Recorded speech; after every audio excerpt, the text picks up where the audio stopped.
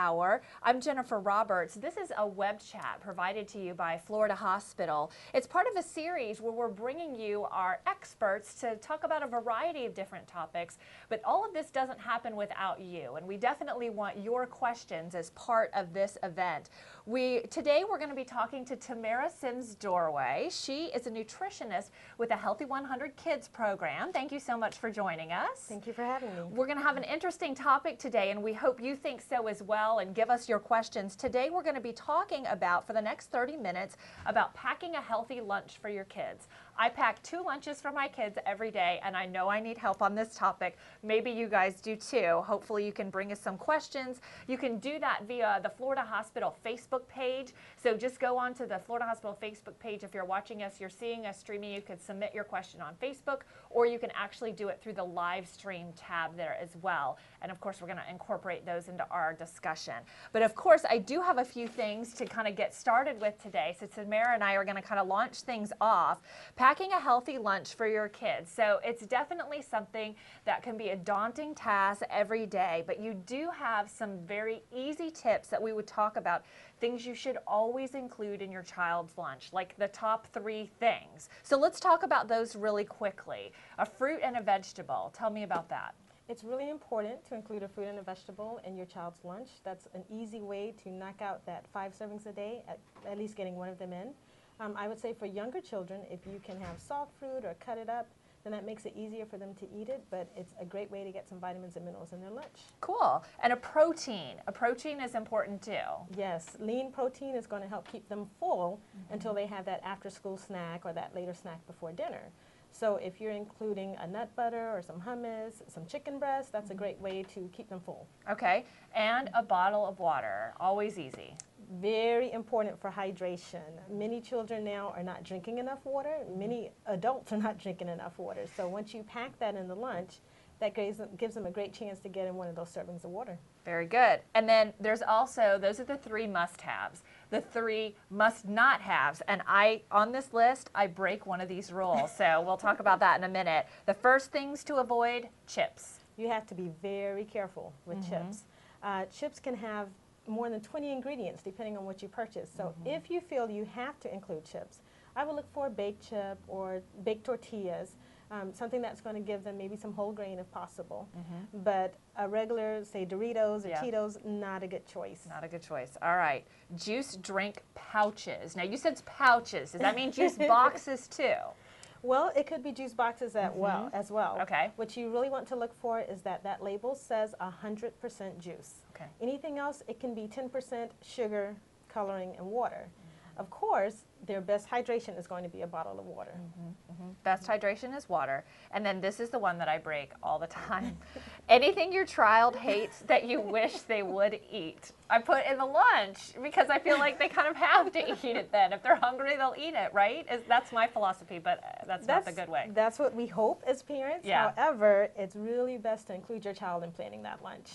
If you don't want to see that food come back or hear that they traded it for something worse, like a Nutty Buddy, then you might want to ask them what they're going to eat for lunch. Yeah, okay. So trading is going on, even at my kindergartner's level, Even though they're not supposed to. It's a rule at my child's school as well, and still they're trading lunches. I don't understand. Okay, so if we all band together as parents and put healthy lunches, then they can trade, They right? can trade the healthy lunches. That's it, okay. You gave us some 5 lunch tips as well, and I wanted to kind of go over those too a little bit to kind of give parents ideas of ways to kind of help manage what goes in the lunch. We know the 3 things to do, the 3 things not to do. This is kind of a little in the middle. School menus. So most schools are having a school lunch available. How do you combat that? Do you pack or do you let them have the school lunch? If you have the opportunity to be able to pack a lunch, it's great to sit down with your child and figure out which days they can eat lunch at school. Sure, they may want to have pizza every day. We don't want them to eat that every day, so they can pick one day out of the week to do the pizza lunch. Some parents don't have the choice, and they do have to have the school lunch. So in that case, I say it never hurts to add a fruit or a vegetable for your child to take with them to eat along with the school lunch. Okay, so even if you're like low on time, you've got 0, you say, here's the money for school lunch and Here's an something apple, or extra. here's something else to take with. Precisely. Okay. You said it's okay to send fruit and veggies for your child to eat with the school lunch. And then this was the key thing that caught my eye. Tater tots and ketchup count as veggies. That's why you need to send your own veggies, because ketchup is a vegetable for school lunches. Wow. And potatoes, whether it's in tater tots or french fries, count as a vegetable. So it definitely does not hurt for you to send that. Okay, so let me make sure I understand this tip right, because the first thing I thought is that it was okay for me to count tater tots and ketchup as veggies. Okay, I thought I was getting an easy pass. So it's not okay to do that, but that's how the schools are counting it. Right. We want to send a better vegetable to even beat the standards put out by the government. So. Okay, I got it. Number 3 in our 5 tips. Cut up or pack the small fruits that are easy to chew and save them time. Talk a little bit about that. Especially for younger children, lunches are so short now. You're lucky if they have 20 minutes to eat for lunch. So we encourage parents to perhaps pack a banana, or if they can cut up carrot sticks for children, if they can, for younger toddlers, slice the grapes for them. Just something so that they just open their Ziploc and they can eat it without having to chew too much. I mean, an apple is great, but it's going to take a lot more chewing than some other fruits. Okay. We do have a question that I want to go to, too. Now, and I want to make sure I understand this one. My child eats a healthy dinner at school. She's 3. She always wants to eat with us for dinner.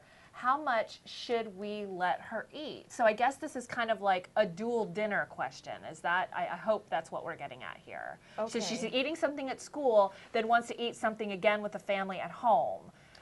Okay, so she's trying to get 2 lunches. Well, I guess, yeah, something like that. 2 dinners, yeah. Okay. So in order to break those up, I would suggest going with smaller portions. With that first dinner meal, yeah. Perhaps just provide some vegetables and a lean protein.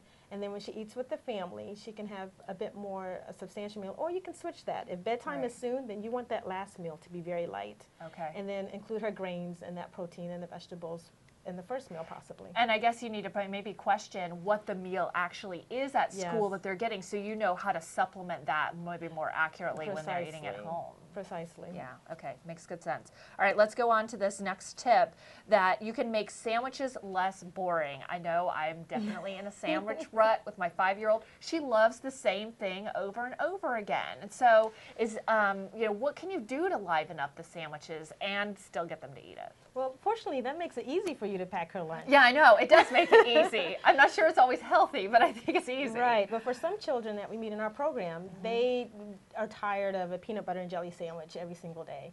So I would tell them, do a wrap, because you can put, like for instance, I packed a lunch today, and we did the tomato wrap with some chicken breast and spinach leaves and tomatoes, and of course some shredded cheese, and wrapped it. So she didn't have to have a peanut butter sandwich today. Okay. I have a daughter who likes different lunches.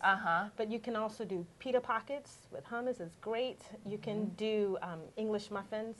Any type of bread change is wonderful. You can even do lettuce wraps, which for the older teens, that's really, that's the cool thing. Okay, cucumber slices, like putting spinach leaves and sneaking in the veggies into the sandwich. Yes, especially if you have a low-calorie sauce to put on there or a light ranch. It's more palatable to the kids than just eating a salad. Okay, all right, very good. Sneaking in the veggies. You even said leftover meat. Things from last night's dinner. Things from last night's dinner. If you want to purchase a thermos, thermoses have come a long way since I was a child. Yeah. And you can pack last night's dinner, which is a quick way to set lunch in the morning. As long as, if it's a hot meal that you're heating up to keep warm, you want to make sure you run boiling water through that thermos and then put that hot food in there. Or if it's cold, if you're sending a chicken cranberry salad, then you want to just put it in there cold. So when you put the boiling water in, the hot water into the thermos, you're just heating up the thermos a little bit to help it keep that insulation. That heat, right. Okay, I hadn't heard that one before. All right.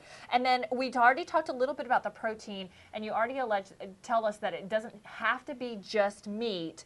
You said hummus, but there's also some dairy products that are good proteins too. You can do a low-fat cheese. Some kids like to have string cheese in their lunch. That's a staple in our lunch at my house. Cottage cheese is great, and a lot of people don't realize that once they let their child try it, they actually like it mixed with different fruits.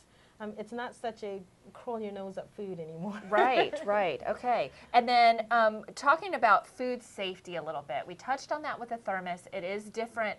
You know, the tools that we have now are different than maybe when we went to school and packed a lunch. What are the things we need to make sure about food safety in general? Well, the easiest thing to remember with food safety is you want to keep cold foods cold, hot foods hot.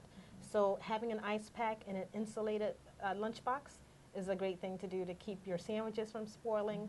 I believe it was a few months back they did stories about finding the bacteria in lunches, and you really have to be careful that you're just keeping it cold.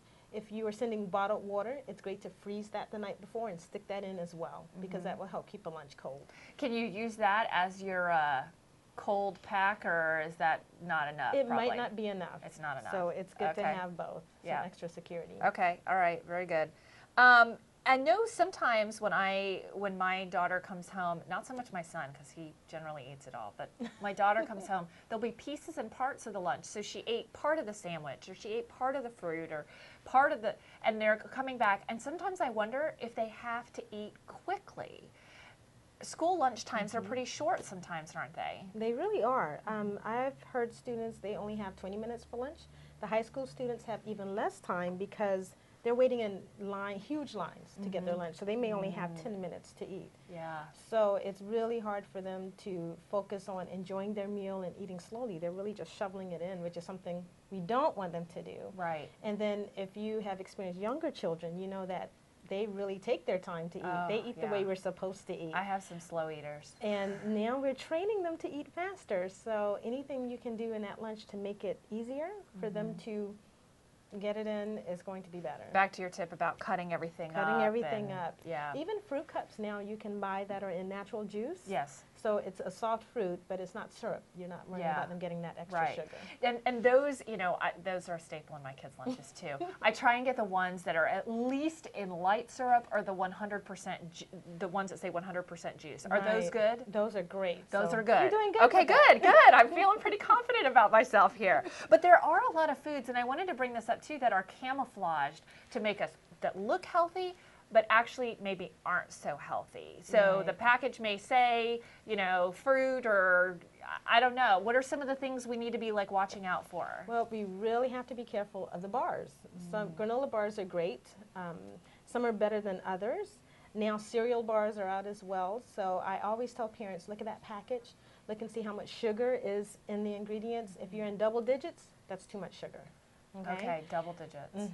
And if you can get at least 3 grams of fiber per serving, that's going to be a better bar for you.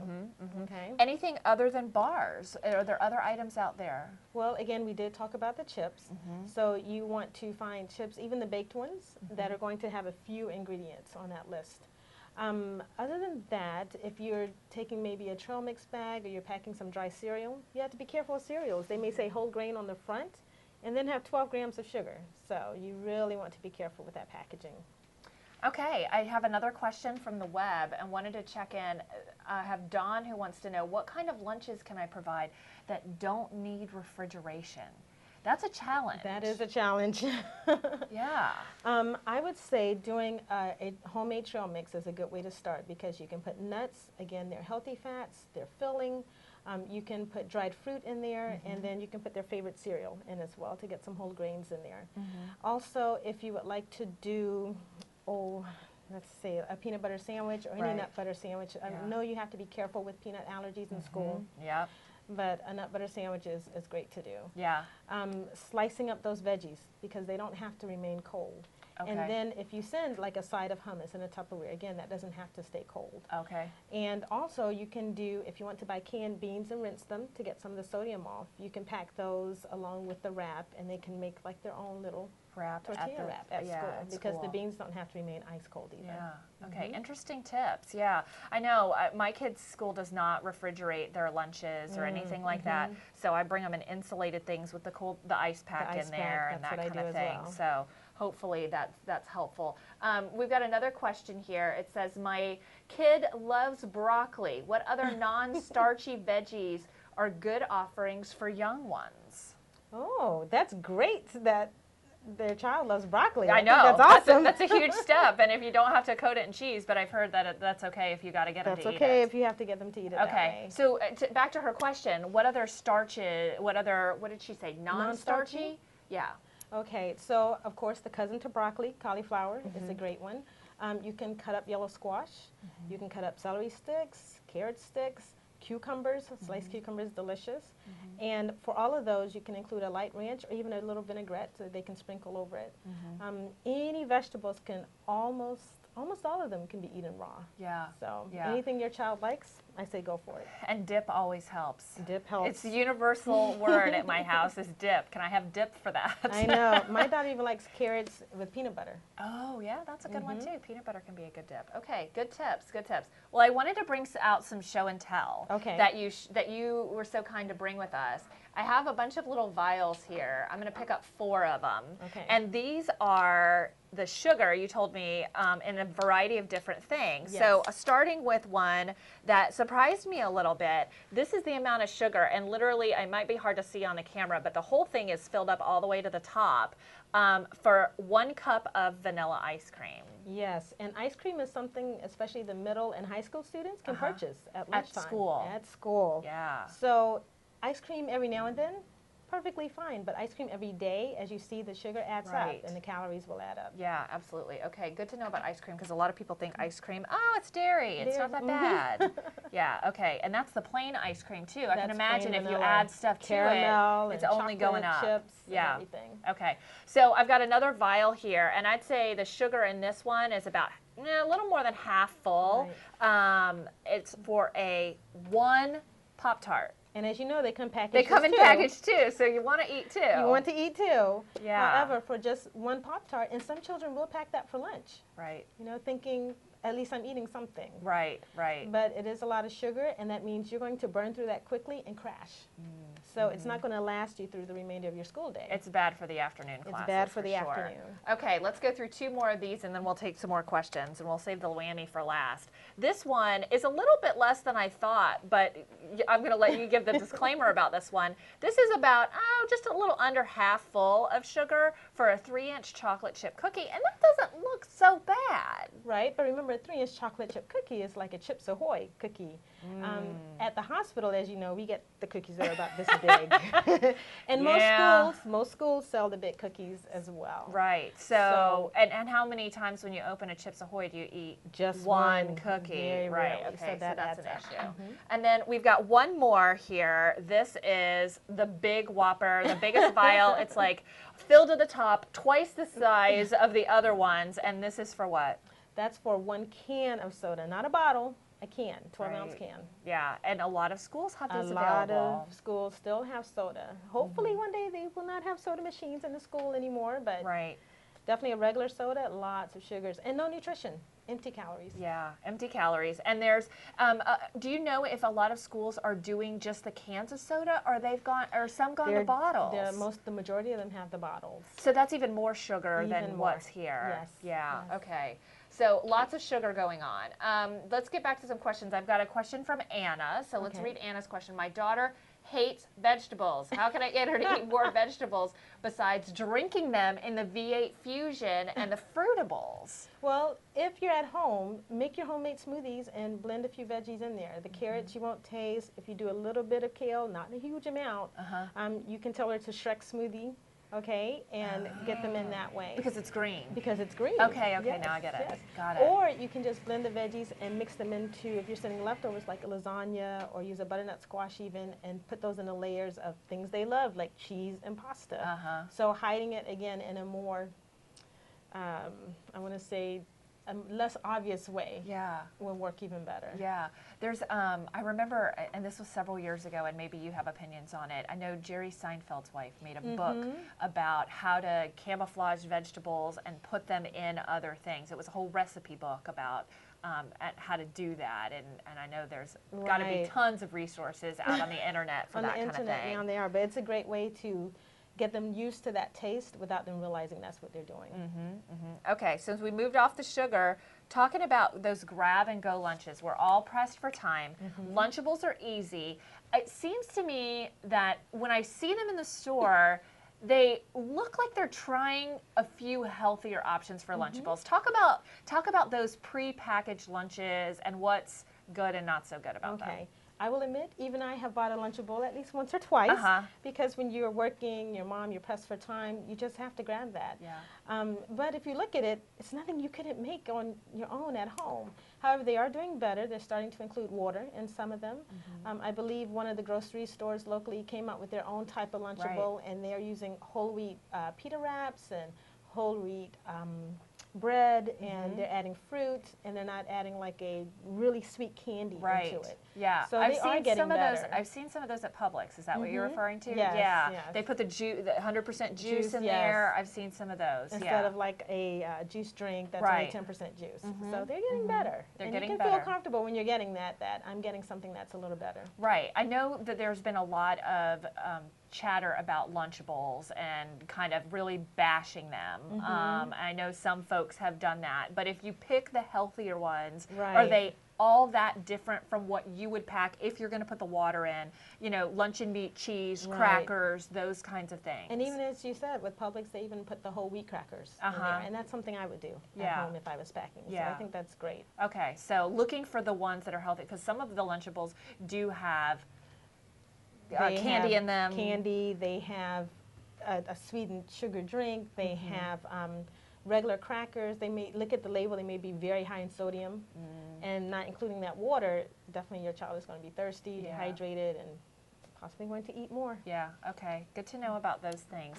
I wanted to remind everyone that this is, if you're just joining us a little bit late, we're doing one of our Healthy 100 expert chats here at Florida Hospital. I've been talking to Tamara Sims-Dorway. We've been talking about packing healthy lunches for kids, which is something we, lots of parents struggle with. And some of us are just packing lunches for ourselves and want to have healthy lunches too.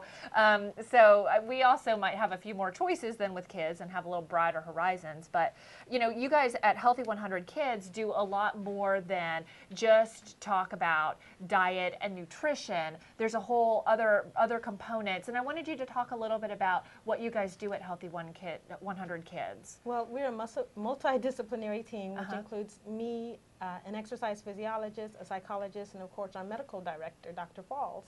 And we basically use a family approach. At least one parent has to be involved with the child in the program.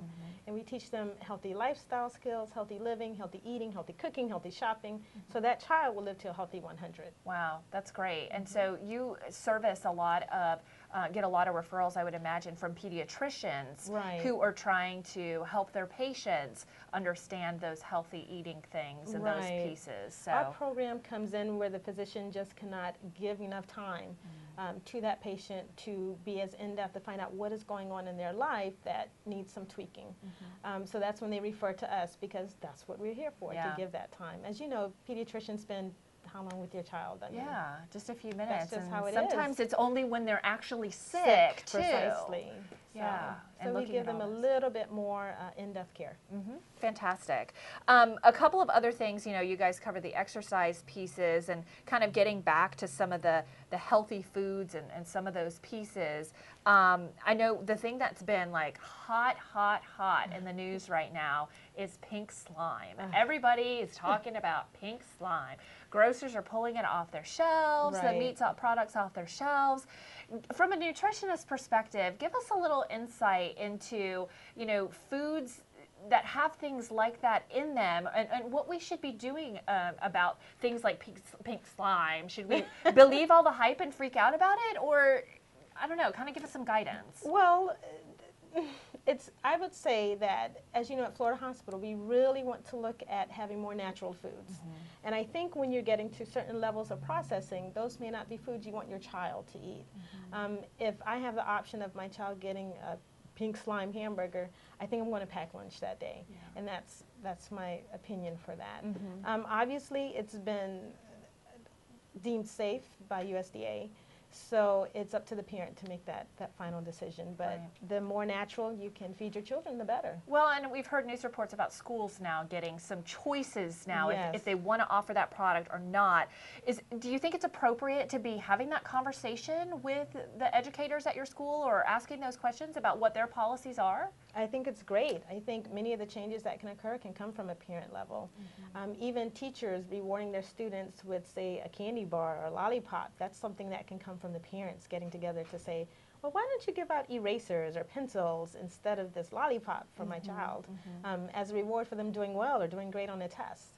So it doesn't hurt. Well, and when we talk about pink slime, it's kind of just come out into the forefront and really hit mainstream. I know other people like Jamie Oliver had talked about it for quite some time now, but are there other foods out there that are that have hidden things in them that we may not know about? I mean, do we need to kind of be watching out like everywhere now?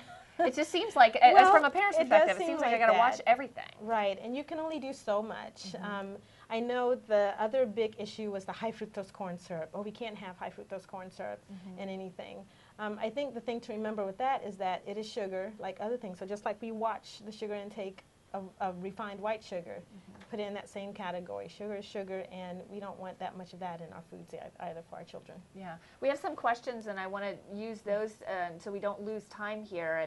And talking about, we did get some talks about Lunchables. So let's see, what about Lunchables? Are they appropriate for lunch? Yeah, we talked a little bit about that, so maybe we've kind of cut that one. And then there's another one here.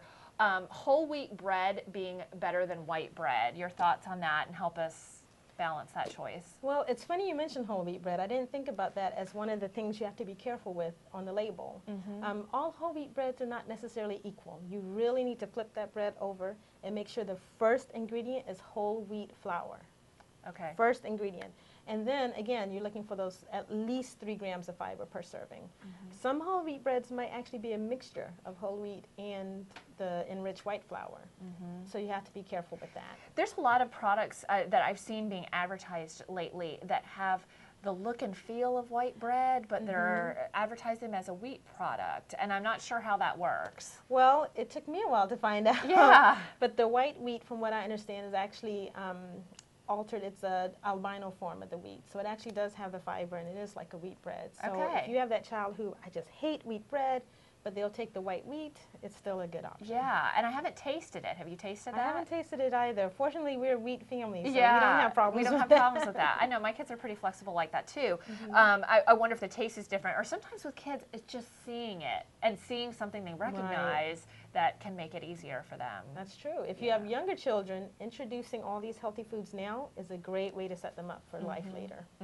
What are some of the tips? I know you probably see a lot of kids that aren't in the younger age group in the Healthy 100 Kids program. I imagine you see a lot of preteens, teenagers. Right. Are there different challenges with that age group when trying to get them to change and make choices, different choices? It really depends on where they are and wanting to change. We have some that absolutely refuse. No, I will not taste the carrot. I don't care what you say.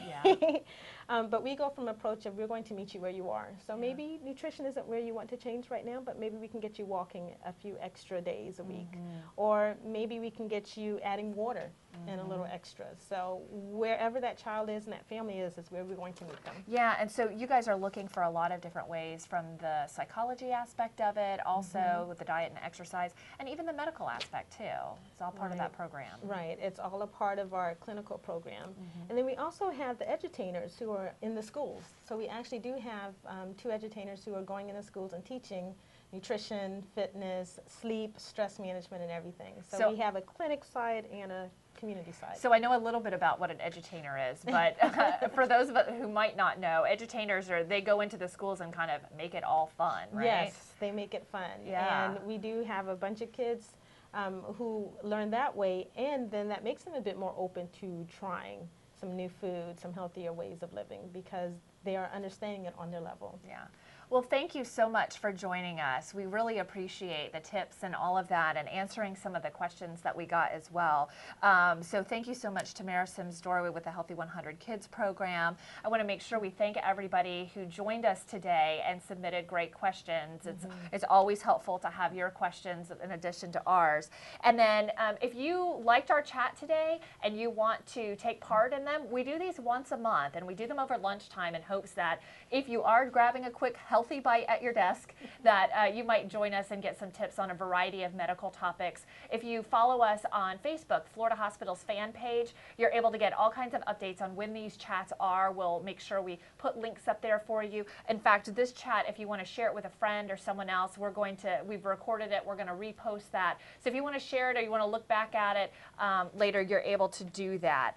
Also, if you liked what you've heard or want more information about the Healthy 100 Kids program here at Florida Hospital, it's part of Florida Hospital for Children, and you liked Tamara's tips and want to learn more about that, feel free to call us. The number is 407-303-KIDS. That's how you reach someone that can give you information about Healthy 100 Kids and the Florida Hospital for Children doctors and programs that are available here for the Central Florida community. Of course, if you wanted to you can also learn more information. If you're not interested, again, making an appointment or doing those things quite yet with a phone number, you can learn more about the program at healthy100kids.org. It's a very easy place to learn about what they do. You can see some videos, I know, and learn about Tamara's team there as well. So thank you all so much for joining us. We hope to see you at another expert web chat regarding Healthy 100 here at Florida Hospital next month. Thanks so much.